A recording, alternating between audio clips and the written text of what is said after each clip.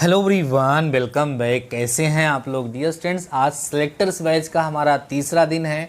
2 दिन आप लोग काफ़ी अच्छे प्रोडक्टिव रहे, लेकिन शाम को जो 3 बजे वाली क्लास है उसमें थोड़ा सा इंगेजमेंट आप लोगों का कम आ रहा है। रीज़न क्या है? क्या आप लोग टाइम को चेंज करना चाहते हैं? कुछ प्रॉब्लम हो रही क्या उस टाइम? वो हमारे साथ आप ज़रूर से ज़रूर इस वीडियो में शेयर कर दीजिएगा, क्योंकि अच्छा नहीं लगता है कि जब आप 9 AM वाली क्लास को कंप्लीट देख लेते हैं लेकिन 3 PM वाली क्लास को आज नहीं कल जा कर के देखते हैं, तो ठीक नहीं है। बाकी चैनल पर सिलेक्टर्स बैच की प्लेलिस्ट भी हमने बना दी है।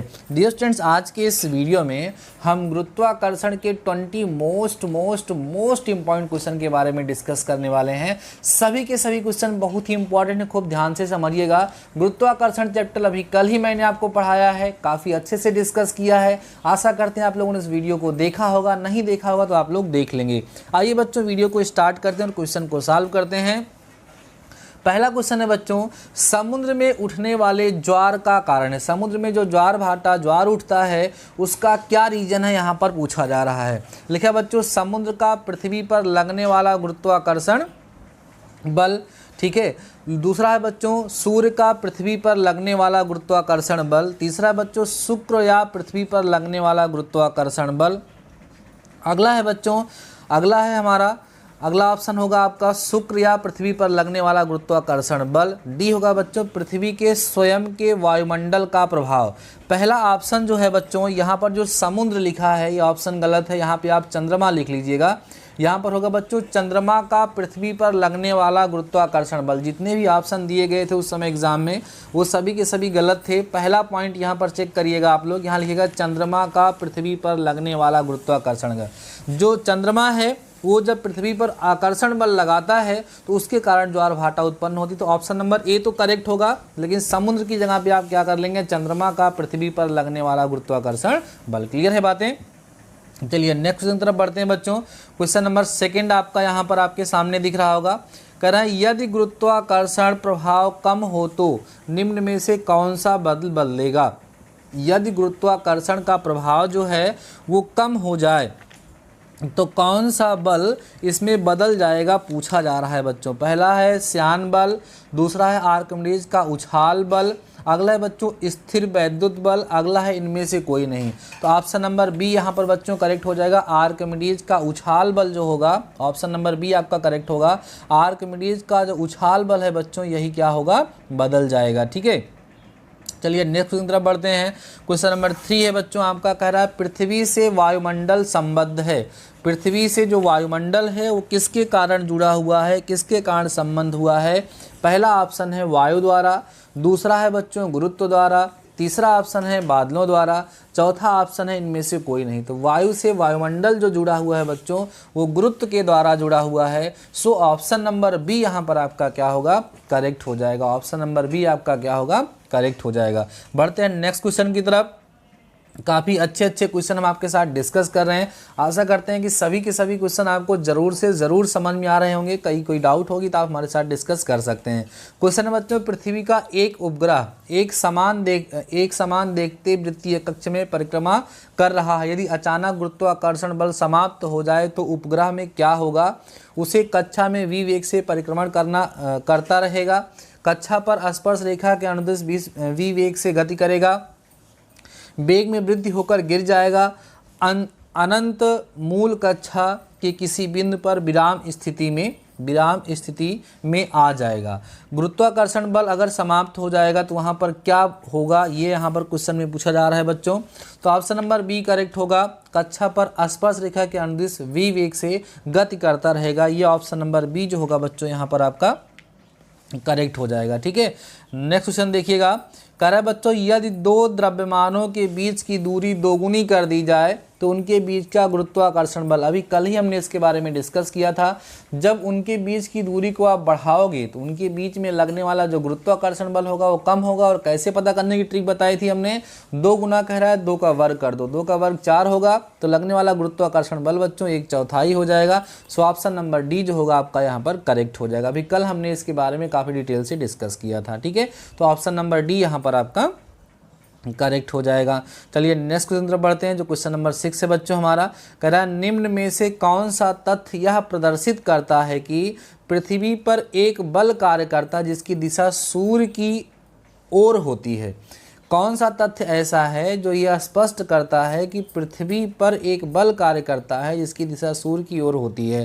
पहला ऑप्शन है गिरते हुए पिंडों में पूर्व की ओर विचलन, पृथ्वी का सूर्य के चारों तरफ परिक्रमण करना, दिन और रात का होना, सूर्य की पृथ्वी के चारों ओर आभासी गति। यहाँ पर कौन सा करेक्ट होगा आप लोग एक बार देखिए बच्चों, तो ऑप्शन नंबर बी करेक्ट होगा। पृथ्वी का सूर्य के चारों तरफ परिक्रमण करना जो होता है इसी से क्लियर होता है ना। पृथ्वी का सूर्य के चारों तरफ क्या करना बच्चों, पृथ्वी का सूर्य के चारों ओर परिक्रमण करना, यही स्पष्ट करता है। तो ऑप्शन नंबर बी यहाँ पर आपका करेक्ट हो जाएगा। ठीक है, चलिए नेक्स्ट क्वेश्चन हम लोग देखते हैं बच्चों। क्वेश्चन नंबर 7 है, लिखा है दो द्रव्यमानों m1 तथा m2 जिनके बीच की दूरी r है के बीच लगने वाला गुरुत्वाकर्षण बल F निम्न सूत्र द्वारा ज्ञात किया जाता है। F इक्वल टू के m1 m2 अपान r स्क्वायर, वही कैपिटल G की जगह पे के लिख दिया है। नियतांक K का मान है, केवल मात्रक पद्धति पर निर्भर करता है, केवल द्रव्यमानों के बीच की दूरी पर निर्भर करता है तथा बी दोनों पर निर्भर करता है तथा बी दोनों पर निर्भर नहीं करता है। जो कैपिटल G का मान है वो किस पर निर्भर करता है, ऐसा यहाँ पर आप लोगों से पूछा जा रहा है। काफ़ी अच्छे क्वेश्चन बच्चों यहाँ पे डिस्कस हो रहे हैं। केवल मात्रक पद्धति पर निर्भर करता है, मीन्स और किसी चीज़ पर ये डिपेंड नहीं करता क्योंकि ये कांस्टेंट होता है। सो ऑप्शन नंबर ए बच्चों यहाँ पर आपका करेक्ट हो जाएगा। ठीक है, क्वेश्चन नंबर 8 देखिएगा, इसके बारे में भी मैंने कल ही डिस्कस कर लिया था आपसे। क्वेश्चन नंबर 8 है बच्चों, किस वैज्ञानिक ने कैपिटल G का प्रायोगिक मान ज्ञात दिया था। कौन से वैज्ञानिक थे जिन्होंने कैपिटल G का पहले प्रायोगिक मान ज्ञात किया था, तो कल मैंने आपको बताया था कैवेंडिस ने। ऑप्शन नंबर ए कैवेंडिस है, ऑप्शन नंबर बी कापरनिकस है, ग्रुप टेलर है, इनमें से कोई नहीं। तो ऑप्शन नंबर ए जो होगा बच्चों यहाँ पर कैवेंडिस ने, वो यहाँ पर करेक्ट हो जाएगा। सारे क्वेश्चन आपको समझ में आ रहे होंगे, कोई प्रॉब्लम आपको नहीं हो रही होगी। इस तरह से क्वेश्चन को सॉल्व कराने पर आपका टेस्ट भी हो जाता है और साथ ही साथ अच्छे क्वेश्चन का कलेक्शन भी हो जाता है आपके पास। चलिए भाई अगला क्वेश्चन देखते हैं। उपग्रह में भारहीनता का कारण, उपग्रह जो है उसमें भारहीनता का क्या कारण होता है, ऐसा आप लोगों से पूछा जा रहा है। उपग्रह में भारहीनता का कारण, पहला ऑप्शन है बच्चों जीरो गुरुत्व, दूसरा है द्रव्यमान केंद्र, तीसरा है उपग्रह की सतह द्वारा शून्य प्रतिक्रिया बल, चौथा ऑप्शन है उपरोक्त में से कोई नहीं। तो ऑप्शन नंबर यहाँ पर क्वेश्चन नंबर 9 का ऑप्शन नंबर सी करेक्ट होगा बच्चों। उपग्रह की सतह द्वारा जीरो प्रतिक्रिया बल, कोई प्रतिक्रिया बल नहीं लगता है, इसी के कारण उसमें भारहीनता का अनुभव होता है। ठीक है, अगला देखिए क्वेश्चन नंबर 10 आपके सामने है। कह रहा गुरुत्वाकर्षण बल है, जो गुरुत्वाकर्षण बल है वो कौन सा बल होता है, प्रतिकर्षण बल, स्थिर विद्युत बल, संरक्षी बल, असंरक्षी बल। गुरुत्वाकर्षण बल कौन सा बल है, प्रतिकर्षण है, ठीक है, या स्थिर विद्युत बल है, संरक्षी बल है या असंरक्षी बल है, ये आपसे यहाँ पर पूछा जा रहा है। तो बच्चों ये संरक्षी बल है। ठीक है, सार्वत्रिक गुरुत्वाकर्षण जो बल होता है वो संरक्षी बल होता है। तो ऑप्शन नंबर सी यहाँ पर करेक्ट हो जाएगा। ठीक ना, चलिए क्वेश्चन नंबर 11 की तरफ बढ़ते हैं। पृथ्वी के केंद्र पर वस्तु का भार है, पृथ्वी के केंद्र में अगर कोई वस्तु पहुंच जाएगी तो उसका भार कितना होगा। तो बच्चों पृथ्वी के केंद्र पर उसका भार शून्य हो जाएगा क्योंकि वहां पर कोई गुरुत्वाकर्षण बल नहीं लगेगा। ठीक है, तो पहला ऑप्शन यहाँ पे करेक्ट होगा शून्य, पहला ऑप्शन शून्य है, दूसरा अनंत है, तीसरा है पृथ्वी की सतह पर भार के तुल्य, चौथा है उपरोक्त में से कोई नहीं।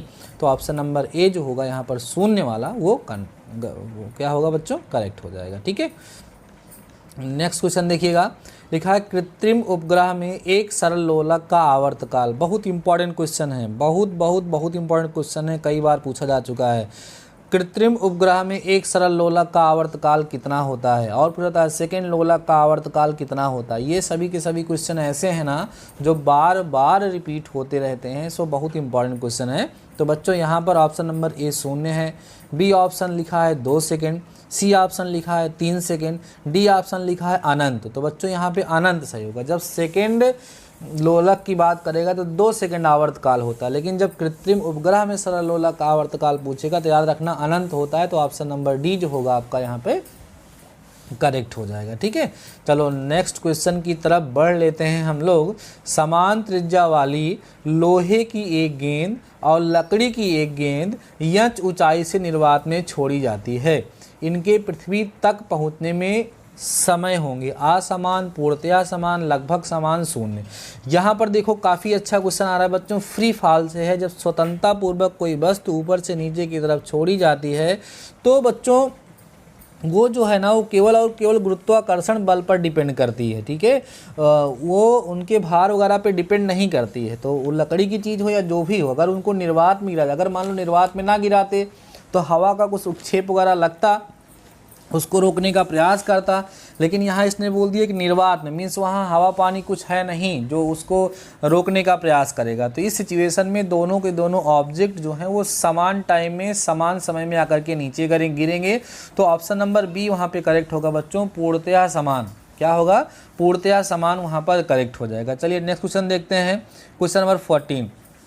जब किसी पिंड को भूमध्य रेखा में ध्रुवों की ओर ले जाया जाता है तो इसका भार क्या होगा? ध्रुवों पर हमने आपको बताया था कि जो जी की वैल्यू होती है वो ज़्यादा होती है, अक्ष पर कम होती है। तो उसी की बेसिस पे ये क्वेश्चन यहाँ पर बच्चों आप लोगों से पूछा जा रहा है, बताइएगा। तो ऑप्शन नंबर बी करेक्ट हो जाएगा बच्चों, बढ़ता है, क्योंकि भूमध्य रेखा पर जब जी का मान बढ़ेगा तो वहाँ पर उसका भार भी बढ़ जाएगा। ठीक है, तो ऑप्शन नंबर बी यहाँ पर आपका करेक्ट हो जाएगा। चलिए नेक्स्ट क्वेश्चन तरफ बढ़ते हैं।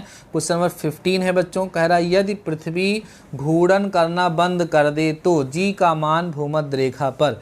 यदि पृथ्वी घूर्णन करना मतलब पृथ्वी जो घूम रही है अगर वो घूमना ही बंद कर दे तो जी का मान भूमध्य रेखा पर बढ़ेगा, समान रहेगा, घट जाएगा, इनमें से कोई नहीं। तो बच्चों इसमें क्वेश्चन नंबर 15 में ऑप्शन नंबर ए आपका करेक्ट होगा। क्या होगा? बढ़ जाएगा। ठीक है, क्या होगा? बढ़ जाएगा। ठीक है, चलिए आगे बढ़िएगा। क्वेश्चन नंबर 16, एक अंतरिक्ष यात्री जो कि भू उपग्रह में है को समय ज्ञात करने के लिए प्रयोग में लाना चाहिए। दोलन घड़ी, घड़ी जो स्प्रिंग से चलती है, दोलन घड़ी अथवा घड़ी, ना तो दोलन घड़ी और ना ही घड़ी। कौन सी चीज़ का उपयोग करेगा? जो अंतरिक्ष के भू उपग्रह में अंतरिक्ष यात्री है जो भू उपग्रह में है, कौन सी घड़ी का यूज़ वहाँ पे करेगा? तो घड़ी जो स्प्रिंग से चलती है उसी का यूज़ करेगा बच्चों, क्योंकि बैटरी वाली वहाँ पर नहीं चल पाएगी। ठीक है, चलिए अगला है, गुरुत्व बल न्यूनतम होता है। गुरुत्व बल न्यूनतम कहाँ पर होता है? भूमध्य रेखा पर, ध्रुवों पर, भूमध्य रेखा तथा किसी भी ध्रुव के बीच, उपरोक्त में से कोई नहीं। कौन सा ऑप्शन सही होगा? सोच के बताइए। ऑप्शन नंबर ए करेक्ट होगा बच्चों, भूमध्य रेखा पर। ध्यान रखिएगा, गुरुत्व बल का जो मान न्यूनतम होता है वो कहाँ होता है? भूमध्य रेखा पर होता है। भूमध्य रेखा पर गुरुत्व का बल क्या होता है? न्यूनतम होता है। चलिए अगला क्वेश्चन देखिएगा। अगला क्वेश्चन देखेंगे बच्चों। अगला क्वेश्चन जो हमारा है उसको हम आगे की तरफ बढ़ते हैं। कह रहा है यदि पृथ्वी के चक्कर गति को बढ़ाया जाता है तब भूमध्य रेखा पर, ठीक है, तब भूमध्य रेखा पर, ध्यान समझिएगा बच्चों, भूमध्य रेखा पर स्थित वस्तु का भार क्या होता है? पहला ऑप्शन है घटता है, नियत रहता है, बढ़ता है, ध्रुवों पर अधिक होता है। बच्चों यहाँ पर आपसे पूछा जा रहा है क्वेश्चन, ध्यान सुन लीजिएगा। यदि पृथ्वी के चक्कर, ठीक है, यदि पृथ्वी के चक्रण गति को बढ़ाया जाता है तब भूमध्य रेखा पर स्थित वस्तु का भार क्या होता है? आपसे पूछा जा रहा है। चलिए फटाफट से बता दीजिए बच्चों, क्या होगा? ऑप्शन नंबर ए यहाँ पर करेक्ट हो जाएगा, घटता है। ठीक है, चलिए अगला क्वेश्चन देखते हैं। क्वेश्चन नंबर 19 है बच्चों हमारा, कह रहे हैं गुरुत्व क्षेत्र अनिवार्य रूप से शून्य होगा।